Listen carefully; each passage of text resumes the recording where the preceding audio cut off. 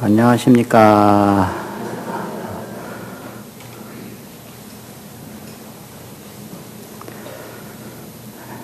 오늘 법회에서는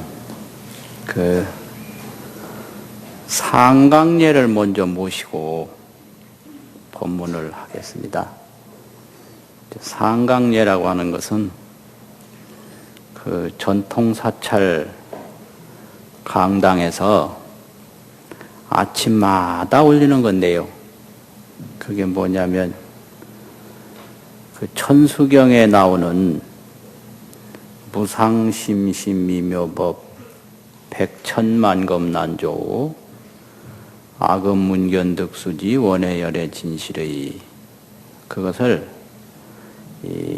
경전 공부하기 전에 아침마다 함께 이렇게 외우고 시작하는 겁니다.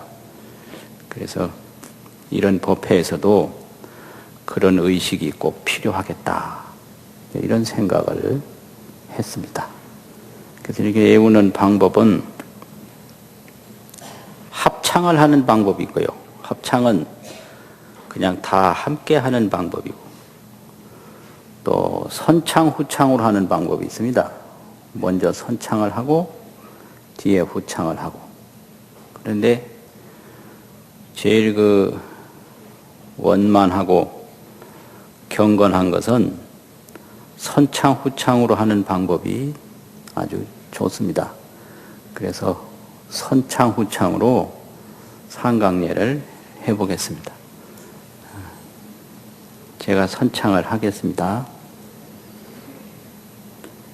무상심심미묘법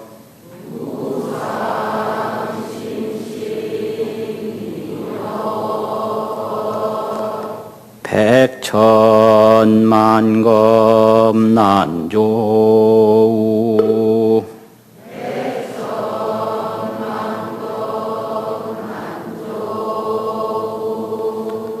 악음문견득수지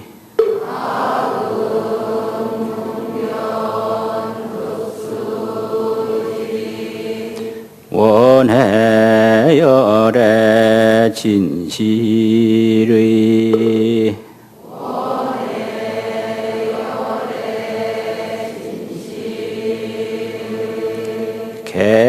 개법장진은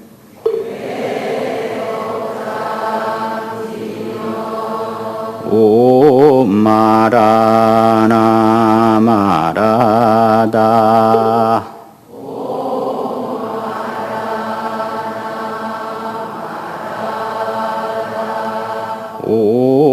오마라나 마라다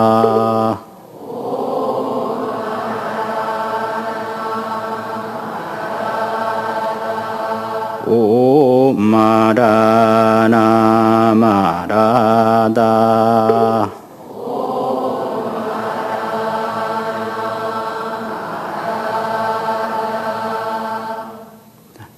바로 하시고요. 이게 이 부처님의 법을 믿는 신심을 의미합니다.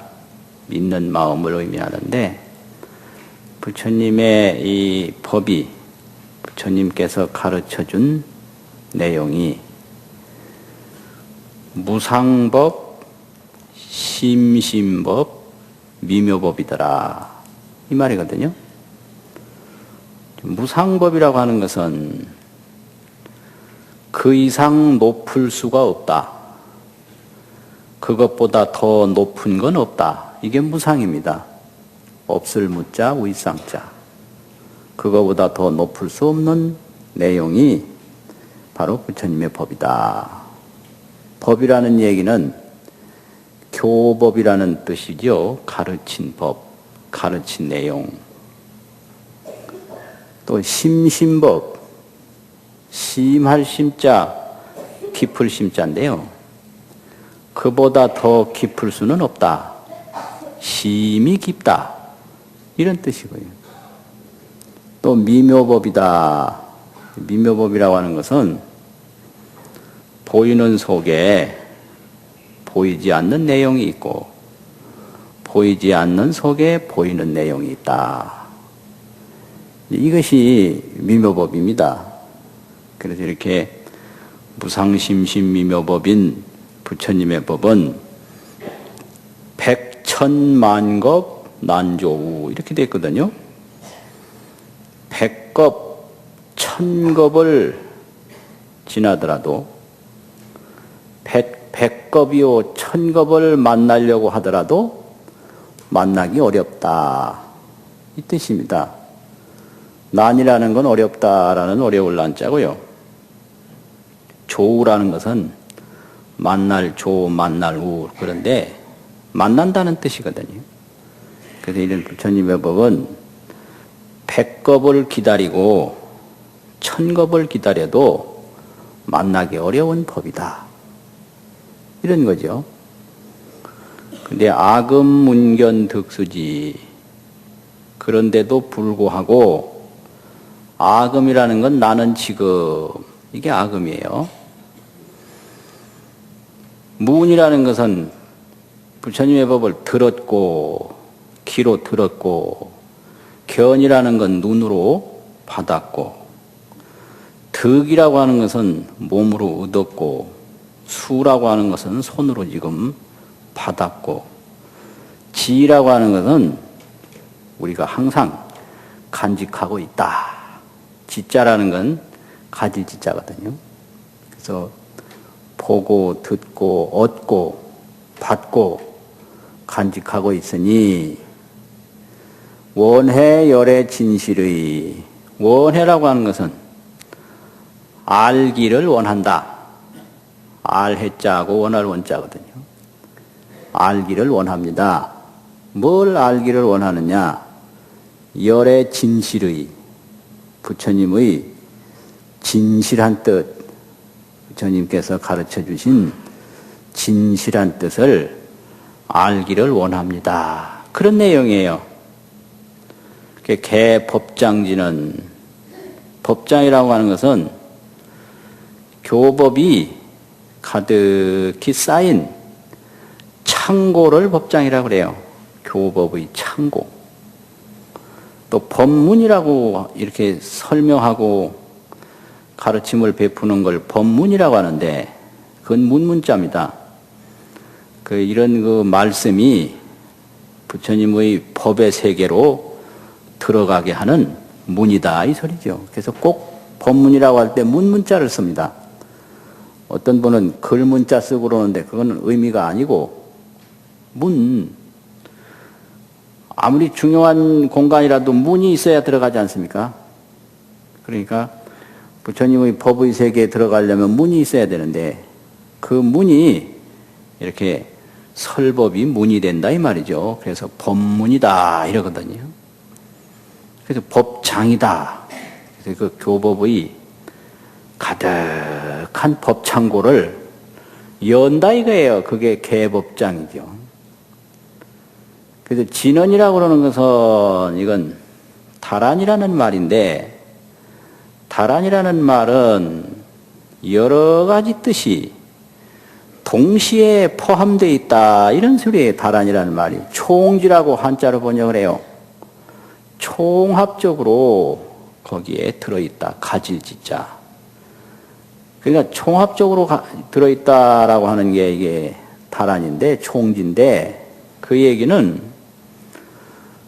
이게 개념이 옳다 하면 옳은 것만 있는 게 아니고 그르다 하면 그런 것만 있는 게 아니고 하나의 낱말 속에 모든 뜻이 다 총합적으로 포함되어 있다.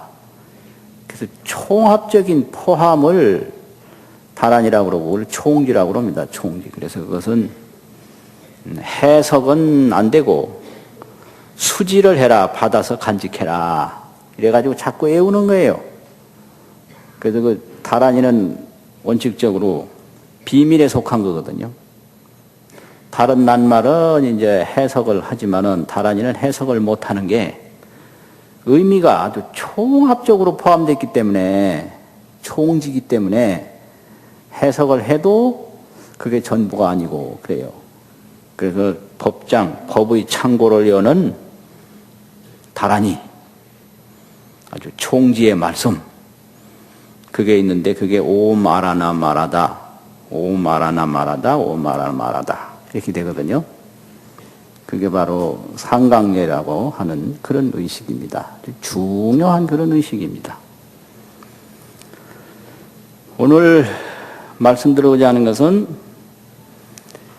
일상생활과 아미타불, 일상생활과 아미타불, 아미타불이 일상생활 속에 어떻게 계시는가 하는 그런 내용을 말씀드리려고 합니다. 우리가 이 일상생활이라고 그러면 하루하루 그냥 되풀이되는 생활이 일상생활이거든요. 일상이라고 그러면 매일매일 항상 되풀이된다. 이게 일상 아닙니까? 그럼 뭐 어제도 그렇고 오늘도 그렇고 또 내일도 그렇고 또 100년 전에도 그렇고 1000년 전에도 그렇고 비슷해요. 그저 만나고 헤어지고 밥 먹고 옷 입고 잠자고 좋아하고 싫어하고 또 꿈을 갖고 때로는 절망을 하고 뭐 이래서 이걸 그냥 아주 기계적으로 설명할 때 흥망성쇠 또 희로애락 이렇게도 얘기를 하고요. 흥망과 성쇠가 있다. 흥하고 망하고 왕성하고 쇠약하고 희로애락 뭐 즐거워하고 분노하고 슬퍼하고 기뻐하고 뭐 이제 이런 게 오늘날만 그런 게 아니라 1000년 전에도 그렇고 10,000년 전에도 그렇고 앞으로도 계속 그렇습니다. 그게 일상생활이에요, 중생에. 그 뭐 학생 때는 졸업하고 나면 좀 나아지지 않겠나 그랬는데 졸업을 하고 나면 더 해요, 더. 이 근심 걱정이라고 그러는 게 더 해요. 그래서 한 번은 강의 시간에 조는 사람이 있어서 그래서 왜 조느냐 물어보니까 어제 저녁에 영화를 본다고 밤을 꼬박 새웠다는 겁니다. 그래서 이제 잠을 못 자서 이렇게 졸려서 존다고 얘기를 하더라고요. 그래서 영화를 그걸 왜 밤새워서 보냐? 아, 그 재미있는데 어째 안 보냐고. 그 영화 다 봐봐야 만나고 헤어지고 울고 웃고 그건데 그 뻔한 내용을 왜 그래 보냐고. 아, 그 생각으로 정리하면 그렇지만 막상 화면을 쳐다보면 안 그렇다. 화면에 속지 말고 영화라는 건 천편만편을 봐봐라. 만나고 헤어지고 울고 웃고 그것 빼놓으면 뭐가 있느냐. 그러니까 그렇게 알고 거기서 벗어나야지. 언제까지 영화 화면에 붙잡혀 있을 거냐고. 그러니까 그거 아직까지 재미있어서 더 봐야 된다고. 그래서 그 내일 아침에도 좋을 거냐고 그러니까 내일 아침에는 이제 생각해 봐야 된대요. 오늘도 또 그렇게 재미있는 게 있을런지 생각해 봐야 된다고. 그럼 이게 일상생활이 할아버지도 그랬고 아버지도 그랬고 우리 손자도 그랬고 밑에 후손도 그랬고 이거예요. 그죠? 밥 먹고 옷 입고 잠자고 만나고 헤어지고 좋아하고 싫어하고 걱정되고 근심되고 만날 이게 일상생활입니다. 이게. 그래서 늘 걱정은 병 날까 걱정하고 못 만날까 걱정하고 죽을까 걱정하고 또 어떤 화가 미칠까 걱정하고 또 좋지 않은 사람 만날까 걱정하고 맨날 이런 거거든요. 그럼 여기서 이제 중요한 게 모든 걱정의 그 중심을 보면 죽음하고 연결이 돼 있어요. 죽음. 그래서 죽으면 어떻게 하나. 이 죽음을 두려워하고 죽음을 무서워하고 죽음을 싫어하는 겁니다. 그게 우리 일상생활이거든요. 그래서 여러 가지 가르침 중에 그 불교를 얼마나 깊이 배워야 되는가 하는데 죽음이 두렵지 않을 정도로 배워야 그게 깊이 배우는 거예요. 그래서 이제 이 말을 옛날 어른들은 그거 가지고 생사를 대적할 수가 없다 이렇게 설명을 했어요. 대적이라고 하는 것은 맞서서 생사를 복종시킨다 이거죠. 그거 가지고는 생사를 대적할 수가 없다. 그래서 생사에 두렵지 않을 정도로 공부를 해야 그게 공부라고 할 수 있지. 그냥 본 거 가지고 들은 거 가지고 생각되는 거 가지고는 안 돼요. 죽음이 딱 닥쳐오면 혼비백산 돼버려요. 파포창황이라고 막 두려울 파자가 있고 두려울 포자가 있거든요. 창황, 정신 못 차리는 거예요. 혼비백산하고 파포창황하고 이렇게 전도몽상으로 빠져들어서 평소에 뭐 다란이를 읽었는지 금강경을 읽었는지 전혀 아무 도움이 안 된다. 이 죽음 앞에. 이런 거 가지고는 안 된다는 겁니다. 생사를 대적할 수가 없다 이거예요. 그러니까 임종시에 아미타불 10번만 부르면 극락세계 간다 이랬는데 임종시에 10번 부를 정도 되면 생사를 대적할 힘이 있는 겁니다. 그게 있어요. 그래서 임종시에 그런데 아미타불 10번 부를 정도가 되려면 평소에 얼마나 닦아야 되는가. 보통 닦아가지고는 안 되는 거거든요. 그렇지 않습니까? 그래서 우리가 다 태어난 존재인데 앞으로 죽음을 맞이합니다. 근데 죽음을 맞이할 때 얼마나 넉넉한 마음으로 맞이하느냐 이게 아주 중요한 문제입니다. 중요한 문제예요. 그래서 생사를 과연 대적할 수가 있는가 아주 중요한 문제거든요. 그래서 한용운 스님 그 기행문에 보면 만주 쪽인가 어디 가시다가 총탄을 맞았대요. 그 당시 뭐 아주 이렇게 전쟁터에 막 포한이 왔다 갔다 할 때 아닙니까? 그 총탄을 딱 맞는 순간에 평소에 애웠던 팔만대장경이 간 곳이 없더래요. 총탄 일성에 팔만장경이 도무소용이라 도대체 쓸데가 없었다. 그래가지고는 안 되는 거거든요. 그렇지 않습니까? 그래서 여기서 이제 얼마나 진실하게 닦았느냐, 깊게 닦았느냐 하는 내용이 있는 겁니다.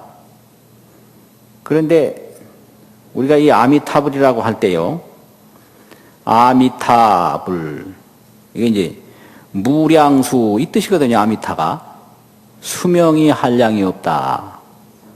또 무량광, 그런 광명이 한량이 없다 이 말이거든요.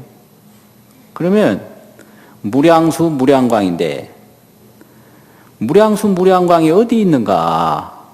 그 시식할 때 보면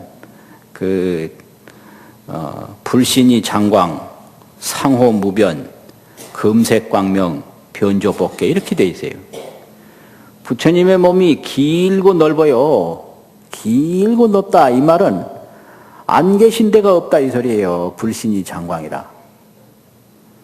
아미타불 무량수 무량광의 부처님이 안 계신 데가 없는 거예요. 불신장광. 상호 무변이라 부처님의 상호 아미타불의 상호가 끝 가는 데가 없다. 이게 무변이거든요. 없을 무자 갓변자. 도대체 이 끝 가는 데가 없다. 그 금색 광명이 아미타불의 그 금빛 광명이 변조 법계라. 온 우주를 두루시 비춘다. 이렇게 해요. 그래서 이런 것을 입으로만 외울 게 아니라 이걸 실제로 믿는다면 이게 아미타불이 계시지 않은 곳은 한 군데도 없는 거예요. 태어나는 데도 계시고 죽는 데도 계시고 보이는 데도 계시고 보이지 않는 데도 계시고 이것이 변조법계 이렇지 않습니까? 상호무변 불신장광 그게 장광이요 무변이요 변조인데 어디는 계시고 어디는 안 계실 수가 없다 이 말이죠. 그런데 우리는 이 무량수 무량광을 전혀 느끼지 못하고 만날 걱정하는 게 헤어질까 걱정하고 보기 싫은 사람 만날까 걱정하고 잘못될까 걱정하고 병날까 걱정하고 죽을까 걱정하고 이게 일상생활이다 이 말이에요. 그래서 아미타불은 아미타불대로 따로 있고 우리 걱정은 걱정대로 따로 있고 따로따로 논다. 그래서 이제 이런 것이 우리의 모습인데 여기서 참다운 길을 찾아야죠. 그게 법장을 여는 세계고 그게 법문을 듣는 세계입니다. 그래서 법문을 통해서 또 법장을 통해서 그리 들어가는 거 아닙니까?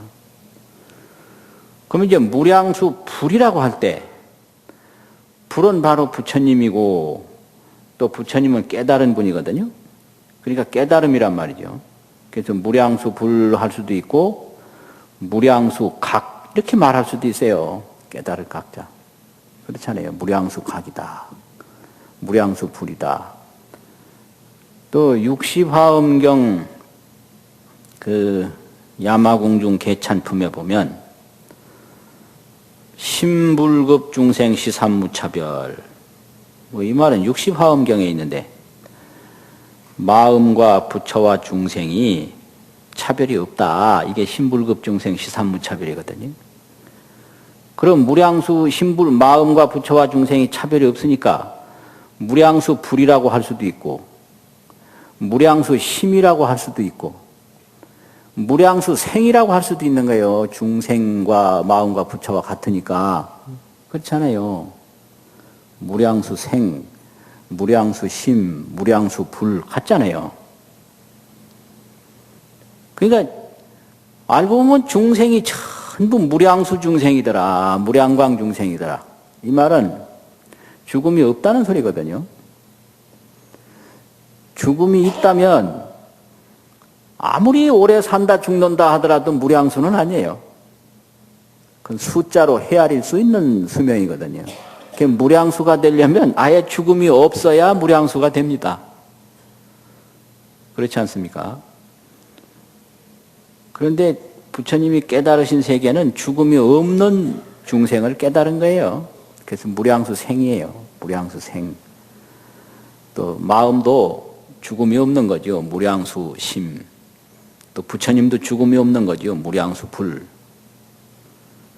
이래서 나무 아미타불 이래 말은 하면서도 맨날 죽는 거 걱정하니 이게 아주 이게 희한한 일이다 이 말이에요. 아주 희한한 일이다. 그렇지 않습니까? 그래서 이게 아주 재미있어요.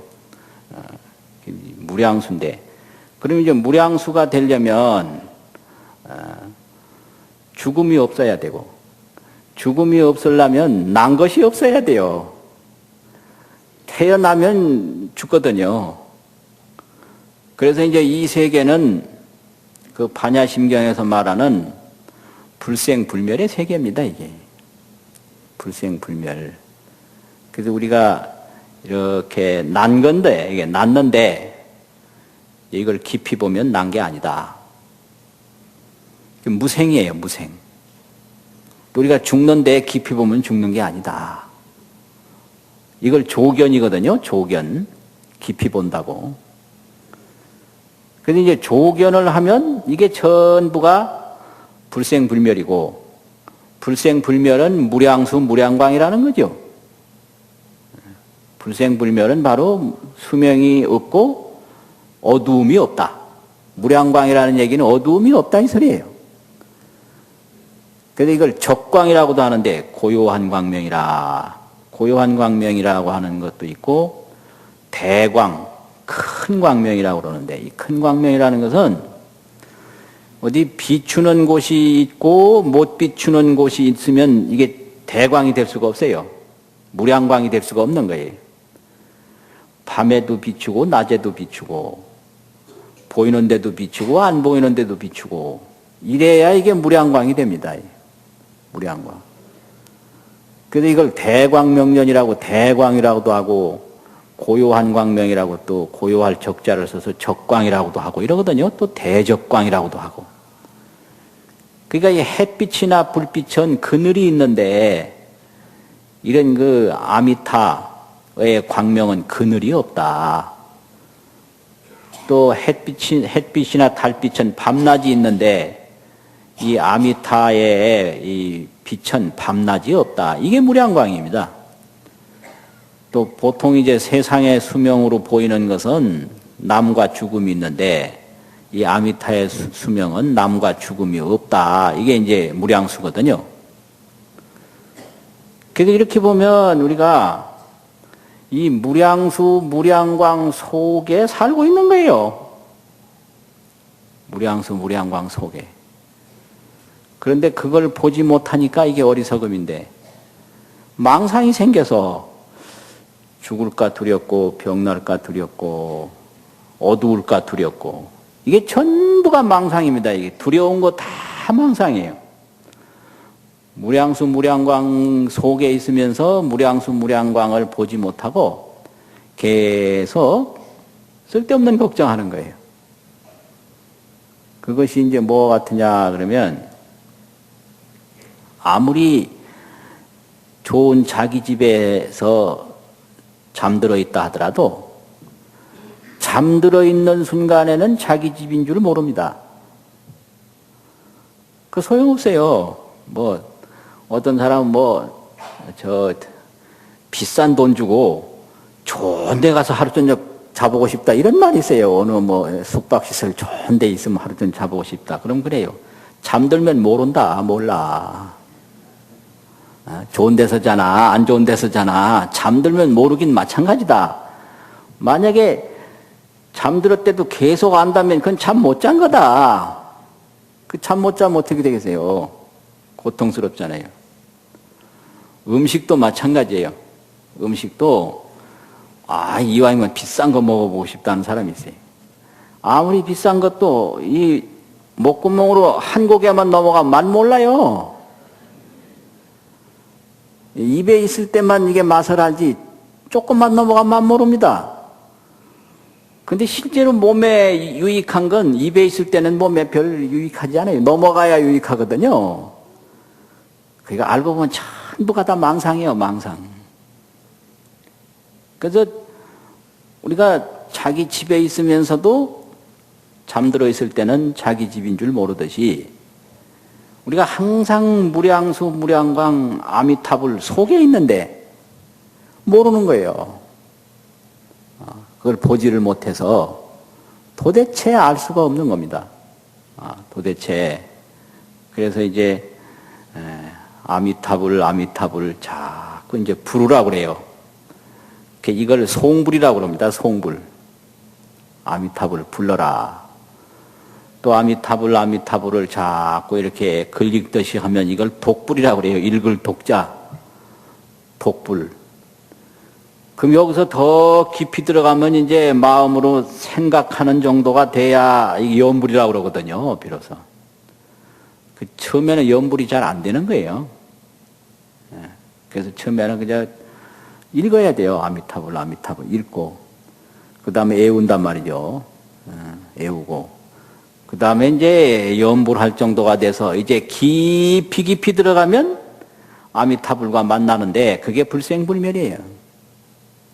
아미타불과 만나게 된다. 그래서 그 연불도 참선하는 것과 똑같이 그렇게 강조를 많이 하고 그래 있습니다. 그런 개성이 하나 뭐 시식할 때 만날 하는 개성인데요. 그런 개성이 있어요.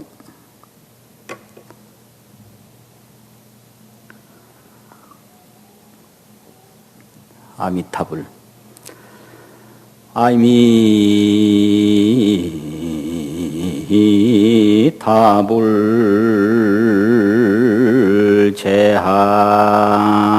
제하방고 작득심도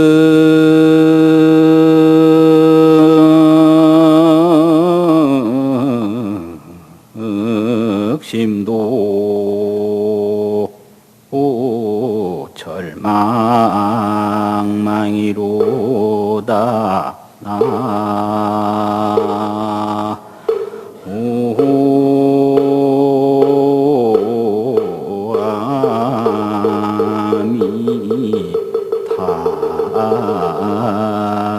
아미타불 염도 염궁 무염처 하면 용문상방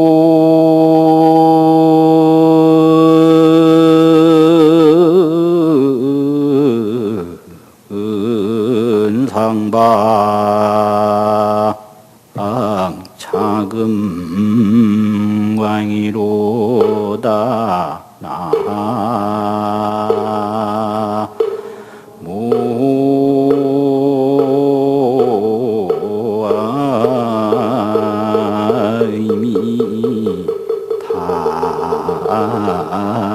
나무아미타불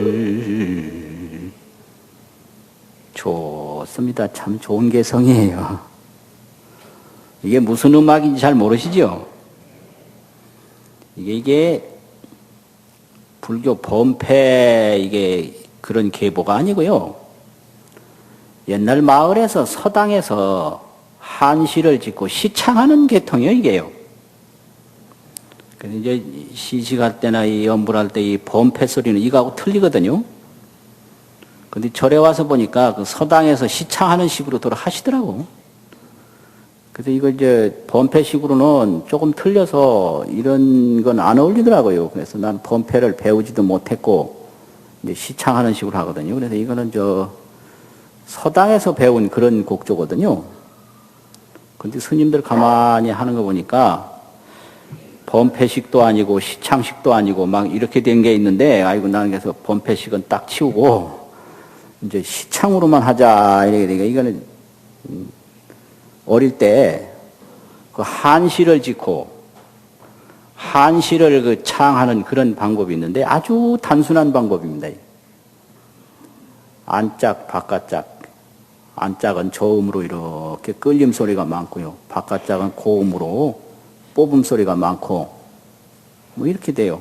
그래서 이것은 그 전에 그 우리 할아버지들이 이제 쭉 돌러 앉아서 시 짓고 자기가 지은 시를 창을 해요. 이걸 시창이라고 그래요. 그냥 글져가지고 그냥 읽는 게 아니라 이렇게 창을 해서 읽는 게 이게 아주 고도의 음악이거든요. 뭐 이제 그런 겁니다. 재미있어요. 이런 개성도 역시 시는 시거든요. 근데 내용이 있는 시예요. 보통 이제 유생들이 글 짓고 하는 것은 음풍농월이라고 바람을 읊고 달을 읊고 그런 거거든요. 자연을 읊는 건데 이것은 그게 아니에요. 대단한 아미타불을 여기서 거론하는 거거든요. 도대체 이 무량수 무량광이 어디 있느냐. 이게 아미타불이 제 하방 이 소리예요. 아미타불이 하방에 있느냐. 어느 방소에 있느냐. 그 착득 심두 절망망 마음에 딱 이걸 항상 기억해가지고 잊어버리지 말고 계속 송부를 하든 독부를 하든 염부를 하든 절망망하라. 망망은 잊어버리지 말아라. 아주 간절한 마음으로 잊어버리지 말아라. 이게 절망망이거든요. 착득심두 마음에 딱 간직해서 그래서 염도 염궁 무렴처 그 아미타불을 생각하고 부르고 애우는 그 마음이 이게 내가 아미타불을 지금 부르는지 안 부르는지도 모를 정도에 들어가는 게 무염처거든요. 그럼 생각이 그 무염처에 도달하면, 정말로 생각이 간절하면 자기가 생각하는 줄 모르거든요. 이제 그러면은 어떻게 되느냐? 육문상방 자근강이라 자기 온몸이 육문인데 안입이 설신의 육문이 있지 않습니까? 거기서 막 광명이 밖으로 나올 거다. 이 소리예요. 그러니까 이게 모두가 우리 자신도 모두 날파리 하나도 개미 하나도 전부 무량수인 거예요. 무량광인 거예요. 왜 그러냐? 죽음이 없기 때문에. 그래서 이 무량수, 무량광 속에서 이게 이제 죽고 어두울까봐. 죽음이라는 건 어두움이거든요. 광명이 없다. 또 죽음이라고 하는 건 목숨이 끝나는 거란 말이죠. 신계명종이라. 명이 끝난다. 명종. 신계, 몸이 파괴된다. 이걸 죽음으로 두려워하는 거거든요. 이게 전부가 우리가 죽음을 두려워하고 어두움을 두려워하는데 이것은 무량수, 무량광을 보지 못해서 그랬다. 이 말이지. 그런데 실제로 보면 우리가 무량수 속에 있고 무량광 속에 있다 이거예요.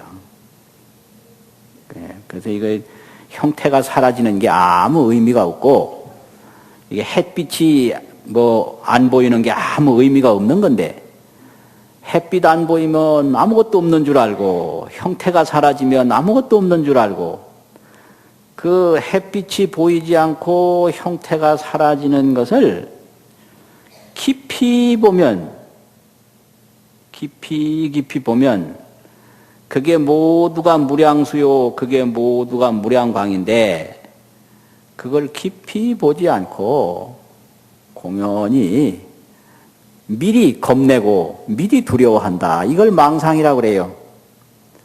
깊이 보지 않고 미리 겁내고 미리 두려워하는 거. 그걸 경상도 말로 하면 제바람에 겁낸다. 제바람에. 누가 겁을 내라고 시키지도 않았는데 제바람에. 그거 참 재미있는 말이에요. 또 충청도 말로는 지레 겁먹는다. 지레. 겁먹을 일이 전혀 아닌데 이걸 깊이 보면 전혀 겁먹을 일이 아니고 전혀 뭐 무서울 일이 아닌데 그 공연히 두려워하고 공연히 무서워하니까 그걸 번뇌 망상이라고 한다 이 말이거든요. 그래서 아주 재미있어요. 그런데 오늘날 보면 농담들이 아주 많은데요. 사람이 어디서 왔다가 어디로 가느냐. 옛날엔 모른다고 그랬잖아요. 그런데 요즘 안다고 그래요. 병원에서 와서 병원으로 간다. 아주 분명해요.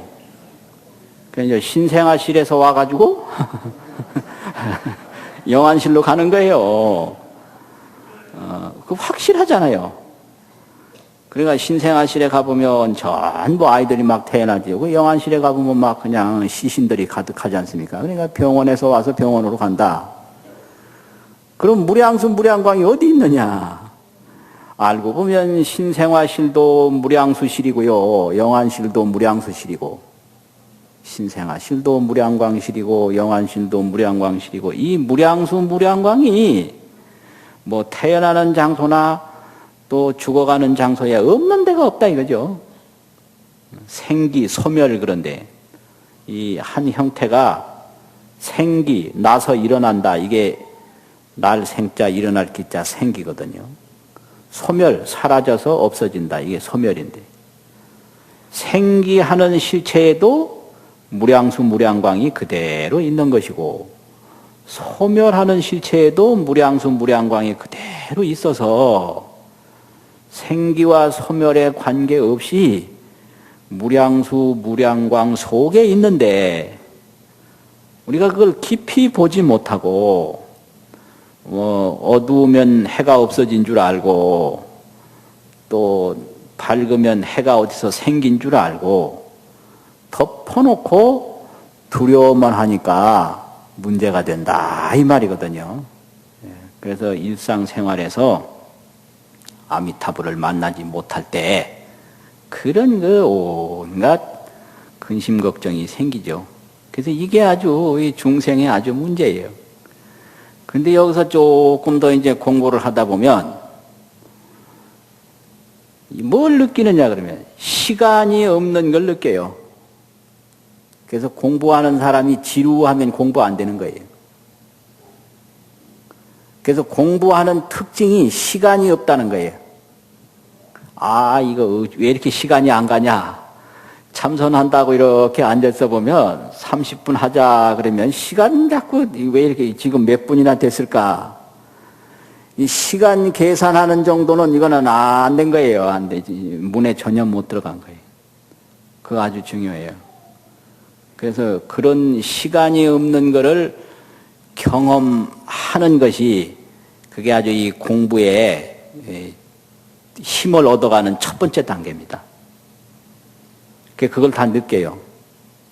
이제 내 경우에는 20몇 살 때 자주 못 느끼고 아주 지금까지도 그게 기억에 남는 건데 원각경을 볼 때인데요. 오후인데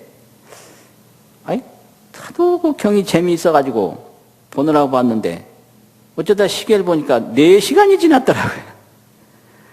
근데 기억으로는 한 5분도 안 지난 것 같아요. 그래서 그 기쁨이 굉장히 오래가고 지금까지 그 기억만 해도 아주 즐거워요. 그런 게 있어요. 그래서 이제 기도를 해도 뭐 다리도 아프고 뭣도 아프고 뭐 이래가지고 자꾸 시간이 의식되면 이게 기도가 안 되는 거고 아주 깊이 가서 2시간 이상이 지났는데도 아주 금방 시작한 것과 같이 이런 게 아주 중요해요. 그런 것이 그래서 시간이라고 하는 것은 없는 것이고 내 스스로 만드는 것이다 이 알 수가 있어요. 그래서 즐거울수록 시간이 짧게 느껴지거든요. 그러니까 우리말에 신선노름에 뭐라 그러죠? 그 다음에 이해가 잘 안 되더라고요. 뭐 도끼자루 썩는 줄 모른다. 도끼자루가 뭘 의미하는지 하여튼 신선노름에 뭐 세월 가는 줄 모른다. 하여튼 행복할수록 시간이 안 느껴지는 거예요. 그래서 시간이 지루하면 그거는 번뇌가 많고 생각이 많다는 얘기거든요. 그래서 생각이 줄어들면 시간은 없어요. 이제 그 다음에 이제 느낄 수 있는 것이 죽음이 없다는 걸 보는 거예요. 조견, 본다. 이거는 생각이 아니고 보는 겁니다. 그런데 이걸 이제 공부할 때 생각인지 실제로 보는 건지 구분을 못 해요. 그래서 어떤 때, 죽음이 없겠구나. 이건 생각이거든요. 상념. 이 상념은 이거는 환경에서 온 거기 때문에 환경이 바뀌면 이건 싹 달아나요. 이제 그런 생각이 일어날 수 있도록 환경이 잘 조성되면 그런 생각이 일어나는 거예요. 근데 그런 생각이 사라질 수 있도록 환경이 조성되면 싹 사라져서 자기한테 전혀 도움이 안 되는 거예요. 그래서 이건 전부 손님이다. 손님, 주인이 아니다 이거예요. 그래서 아무리 좋은 생각이라도 그거는 환경에서 왔다. 그건 손님인 거예요. 그건 또 도둑이라고 그래요. 마음 도둑이다. 이런 거죠. 그래서 도둑인데 그걸 주인으로 잘못 알고 그것이 하나 오면 그걸 막 붙잡고 그게 최고인 줄 알고 거기에 매달리는 경우가 있는데요. 이것이 아주 번뇌 중에 아주 굉장히 심한 번뇌, 광증이라고 그러는데 이거를 광번뇌. 그래서 광증이 일어났다라는 게 바로 이런 거예요. 도둑을 주인으로 잘못 알고 거기에 빠지는 거거든요. 그런 거 말고, 그런 생각 말고, 실제로 보는 거, 이게 조견이거든요. 그걸 또 정견이라고 바르게 보는 거, 그걸 여실견, 참답게 보는 거예요. 그래서 불생불멸을 보는 거, 그게 그 단계가 오는 거죠. 그래서 시간이 느껴지지 않을 정도로 정진을 하면, 그 다음에는 죽음이 없는 세계를 보지요. 그게 두 번째 단계예요. 그 다음에 죽음이 없는 세계를 보더라도 그동안 죽는 걱정을 하도 많이 해가지고 이게 몸에 뱄어요. 그걸 습기라고 그래요. 습기. 익힌 기운이 있다. 이게. 그래서 막 뛰어가다가 보면 갑자기 탁 못 쓰잖아요. 서도 앞으로 몸이 쓸린다 이거지. 그게 습기거든요. 잠자다가 일어나서 깼는데도 딱 깼을 때는 그 잠자던 버릇이 몸에 꽉 배가지고 이게 잘 분간이 잘 안 되잖아요. 그런 거하고 같은 거예요. 그래서 이 돈 오는 수동불이나 돈 오는 비록 부처님하고 같으나 다생 습기심이라 다생의 습기가 깊다. 이런 그 개송들이 다 있어요. 그래서 죽음이 없는 세계를 조견을 하긴 했는데 순간순간 죽음이 두려운 생각이 일어나는 거예요. 이게 전도몽상이거든요.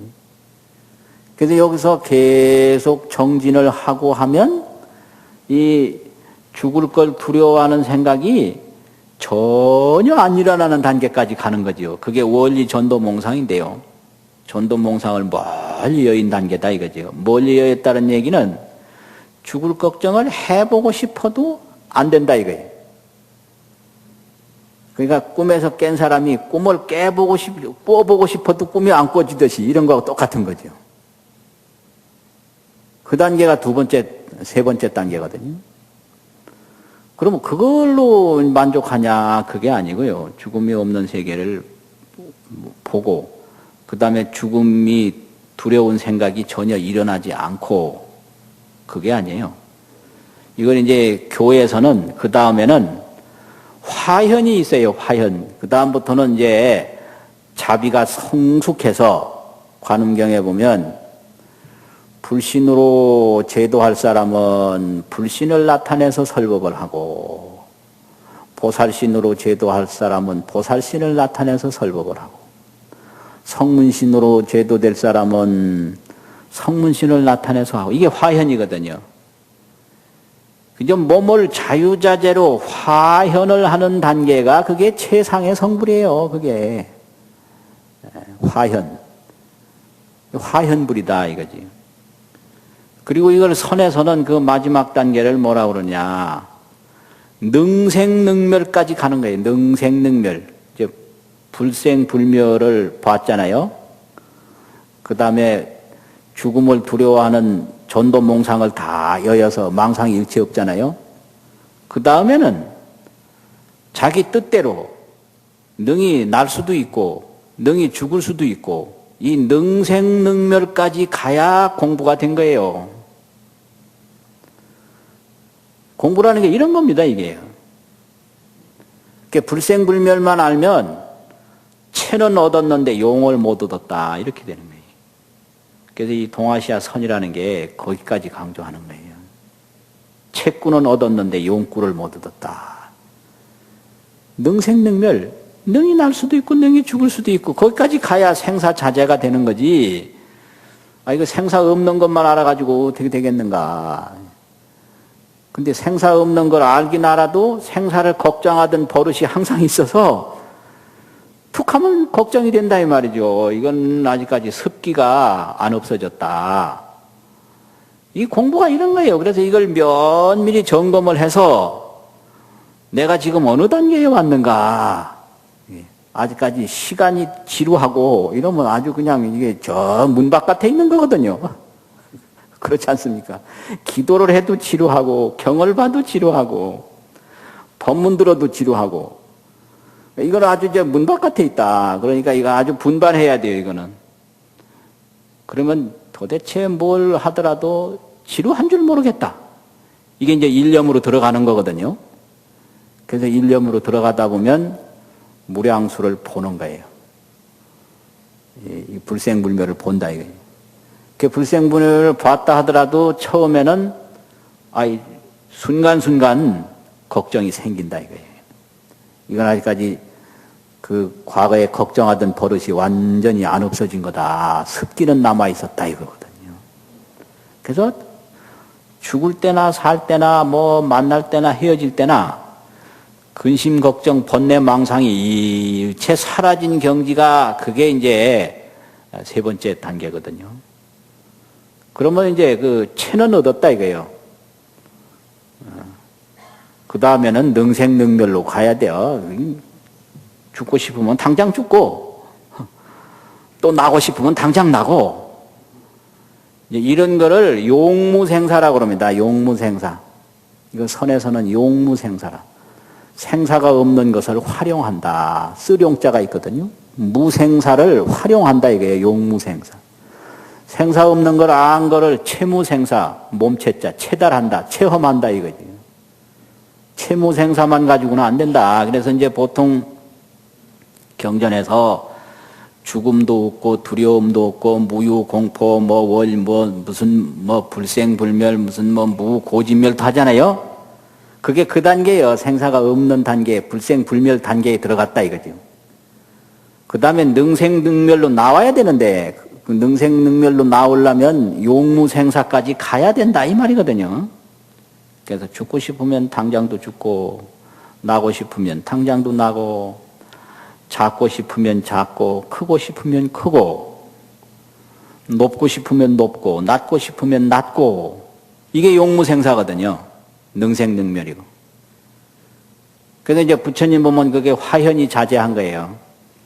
부인신으로 제도가 될 사람은 적현 부인신하야 이의 설법하고, 그 있잖아요.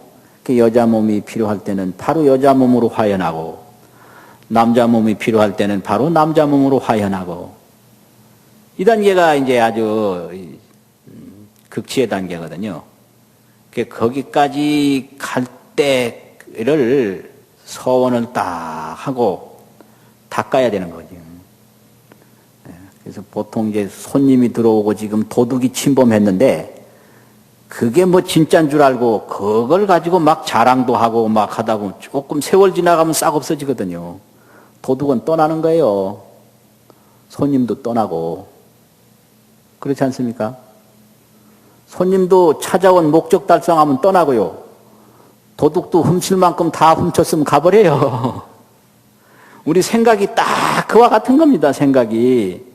그러니까 그런 손님과 도둑에 절대 속지 말고 끊임없이 닦아서 능생능멸 화현자재 여기까지 가야 그게 공부가 된 거다 이거예요.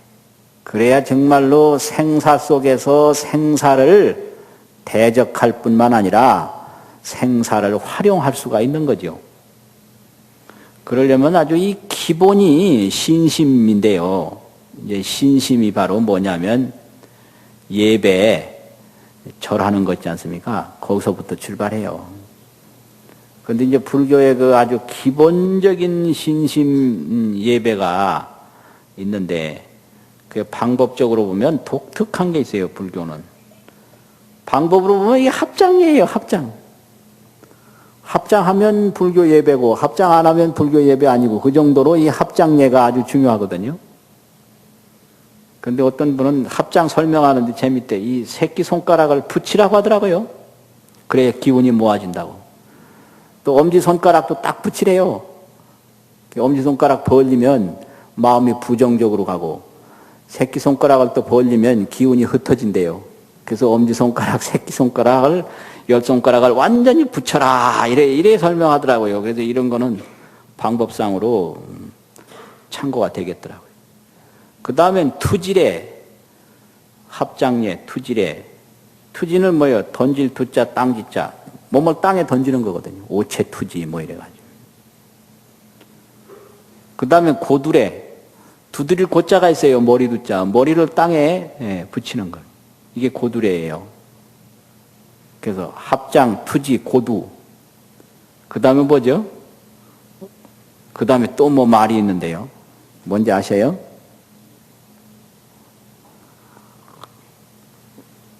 그 다음에는 접종예라는 게 있는데요.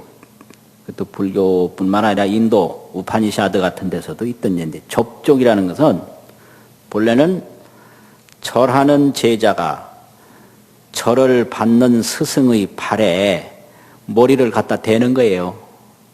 이걸 접종이라고 합니다. 접할 접자, 이 발족자. 이게 이제 접종예인데 그렇잖아요. 발에다가 머리를 갖다가 이마를 대는 거죠. 그래서 이제 인도에는 그 부모보다도 스승을 더 높이 해서 자식이 스승이면 자식한테 가서 절을 하고 자식의 발에 이마를 대요. 그게 인도 문화입니다. 그렇잖아요. 혈통으로 보면 부모인데 정신으로 보면 제자다. 아주 참 아름다운 전통이죠. 그게 접종례입니다. 근데 이제 우리나라에서는 접종례를 어떻게 하느냐 그러면 이 손바닥을 펴서 위로 올리는 거, 이걸 접종례라고 그럽니다. 접종례. 그래서 이게 중요하더라고요. 근데 이 접종례 하는 거 보면 어떤 분들은 이제 손가락을 이렇게, 이 손가락만 오므렸다 폈다 하는 사람도 있다고 그러고, 어떤 사람은 양쪽으로 이 손바닥을 칼날같이 세워서 한다고 그러는데, 이 접종례라고 하는 것은 이 손바닥에 부처님 발을 올려놓으십시오, 이 뜻이거든요. 그럼 여기 손가락을 오므리면 어떻게 올려놔요, 여기다가. 또 양쪽 그 귀에다가 칼날같이 세우면 부처님 발을 어떻게 여기다 올려놔요. 그러니까 이걸 이제 손가락, 엄지손가락, 새끼손가락을 완전히 붙인 상태에서 이걸 뒤로 제껴서 귀 있는 데까지 올리면, 위에서 보면 두 발 올려놓기 편안하게 돼요. 예, 귀 위까지 올려라 이거예요. 올리는데 이걸 이제 이 손가락을 뒤로 완전히 마음껏 제낀 상태에서 올려야 되거든요. 예, 마음껏 제껴야 돼요, 뒤로. 이렇게 구부리면 안 돼요. 이게 완전히 제끼면 이게 이제 혈액순환도 굉장히 좋다 그래요. 예, 마음껏 뒤로 제낀 상태에서 귀 위에까지 올리면, 위에서 보면 거의 평평하게 됩니다. 이제 그런 식으로 이 절을 가르치는데 그 연구를 많이 한 그런 내용이더라고요. 그래서 이게 이제 형식적으로 보면 합장례, 투지례, 세 번째 뭐라고 그랬죠? 고두례, 네 번째는요? 접종례. 이게 불교식 이게 방법이거든요. 그리고 1배, 3배, 뭐 9배, 100배, 1000배, 3000배, 만배, 뭐 이런 거 있지 않습니까? 이게 이제 바로 그 절의 그런 숫자의 개념이고요. 근데 이 마음으로 보면 기명례입니다. 기명례. 지심기명례 그러잖아요. 이거는 형식이고, 마음으로 보면 기명례를 해야 돼요. 기명례라고 하는 건 첫째는 공경이거든요. 왜 공경이냐 그러면 목숨 속에는 눈도 들었고 코도 들었고 몸도 들었고 전부 이게 목숨 안에 있는 거예요.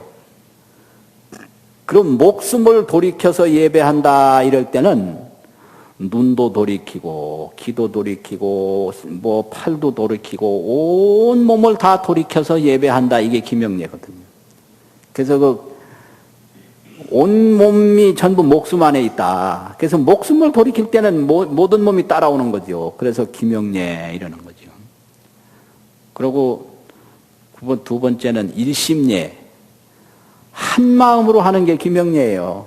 그래서 온 목숨이 마음에서 나온 거거든요.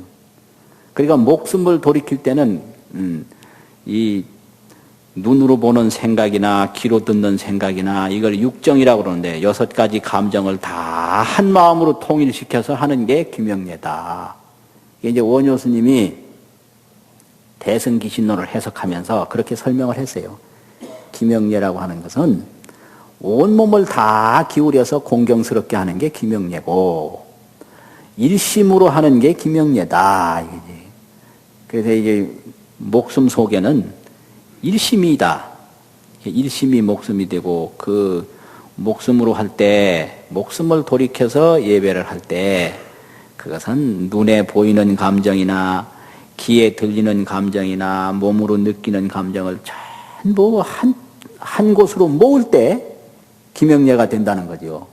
그래서 공경례, 일심례, 이게 공경스럽게 하고 일심으로 할 때, 그 뭐 딴 생각하고 무슨 걱정하고 뭐 이렇게 하면 이게 기명례가 아니거든요. 그게 바로 이 들어가는 관문이에요.